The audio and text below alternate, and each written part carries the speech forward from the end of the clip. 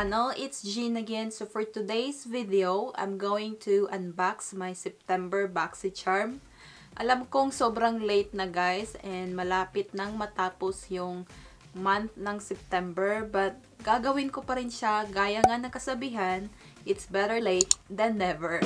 So, without further ado, let's get on with the video. So, sa mga hindi alam kung ano yung Boxycharm, Boxycharm is a monthly beauty box subscription. Babayaran mo siya $21 a month and you will get 4 to 5 full-size products with a retail value over 100. So, ito yung itsura ng box. Black lang siya and then, of course, nandito yung pangalan nila na Boxycharm. Yan yung logo nila. As usual, ino-open ko na yung box para alam ko kung anong ilalagay natin sa ating mukha. And when you open the box, this is what it looks like.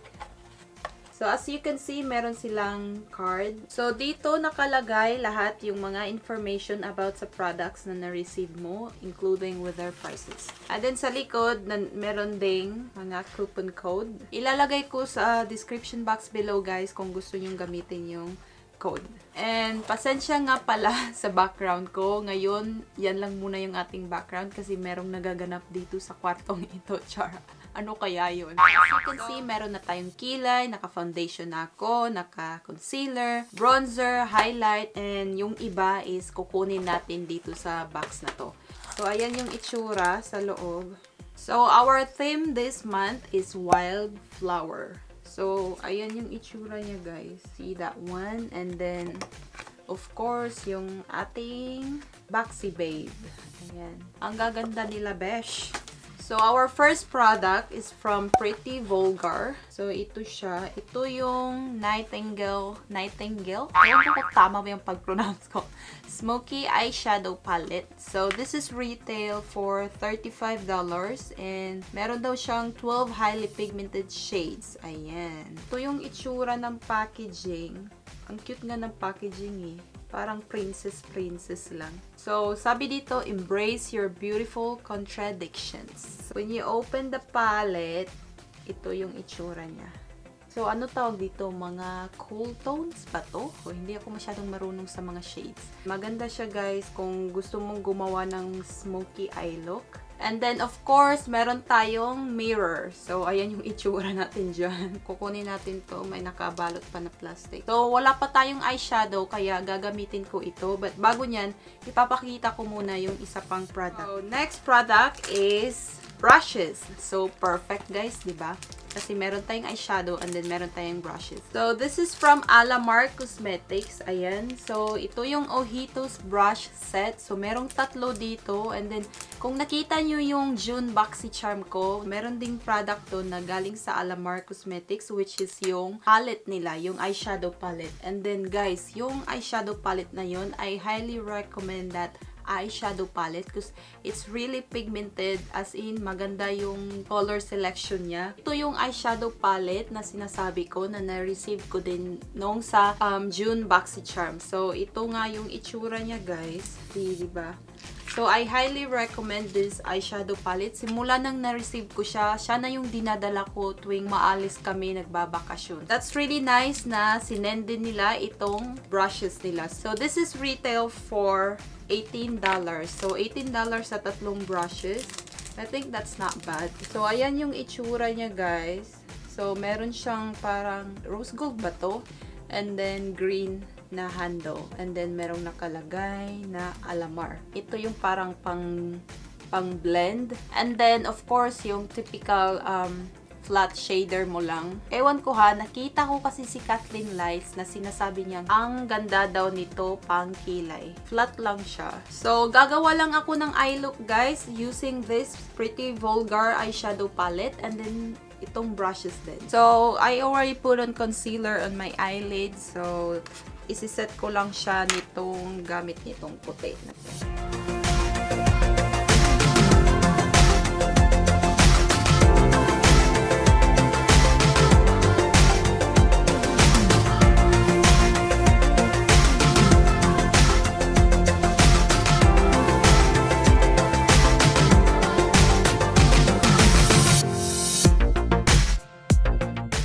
anyway guys, galing sa center papunta sa inner corner. Nilinis ko lang siya ng concealer pero hindi talaga yung parang sharp yung paglinis. So yung parang natural lang yung may pagka-messy yung pagkalinis. So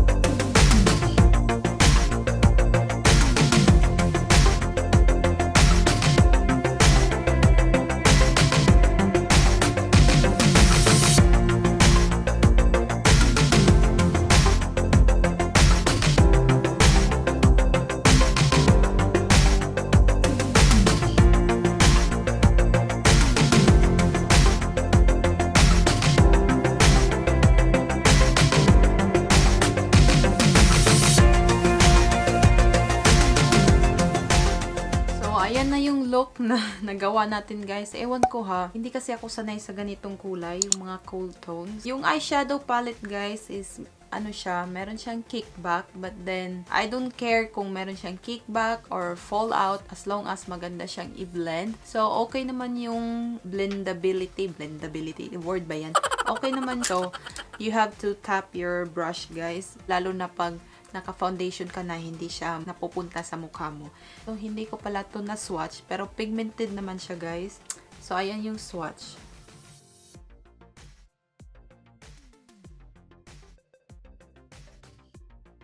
So, okay naman yung pigmentation niya. Hindi as in talaga siya na pigmented.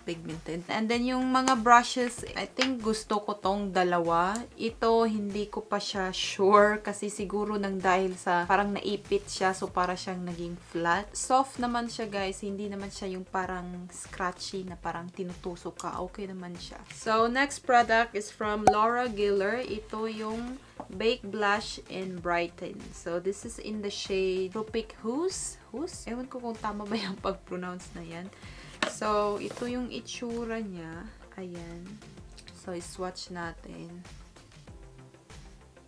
So, ayan yung swatch niya. Nasa corally shade siya na side. You know what, guys? Wala ako nung NARS na Orgasm blush. Pero, na-swatch ko kasi yun sa store and parang medyo kapareha sila.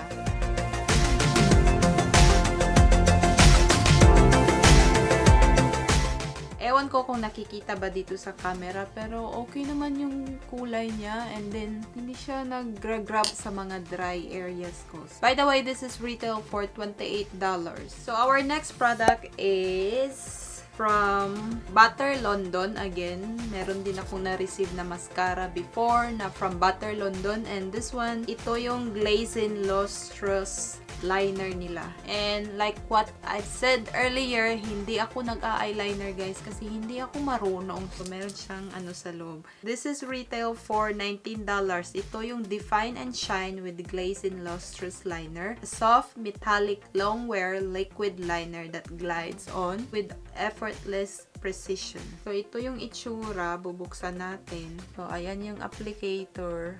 As in guys ha, sobrang liit ng applicator. Ayan no. But, hindi siya masyadong black. Guys, I will just finish the rest of my face and I will be right back para sa ating last product. So, there you go guys. Our last product is from Hank and Henry. So, this is their liquid lipstick and this is in the shade Petal Pusher. That's what it looks like. I really love the packaging. And as you can see guys, para siyang yung lipstick na ano, yung regular na lipstick, yung bullet, but then liquid lipstick siya. Meron siyang daw frosting scented and long wear liquid lipstick. Then, meron siyang vitamin E infused. And then, ito yung applicator niya. So, ayan yung applicator. Para siyang diamond shape yung applicator niya. And again, guys, ang mapapayo ko pag nag-apply kayo ng liquid lipstick is mag-exfoliate muna kayo ng lips nyo and then lagyan nyo ng moisturizer para mas smooth yung application.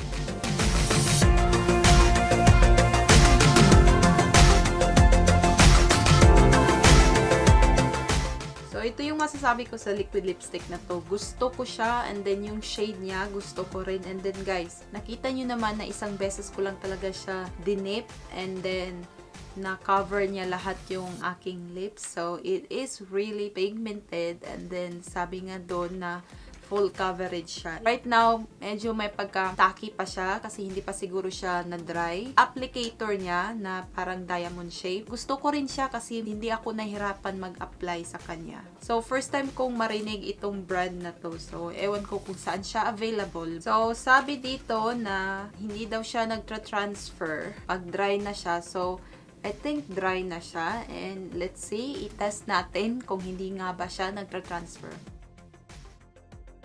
Merong konti dito, pero as in guys, nakita nyo naman yun, di ba?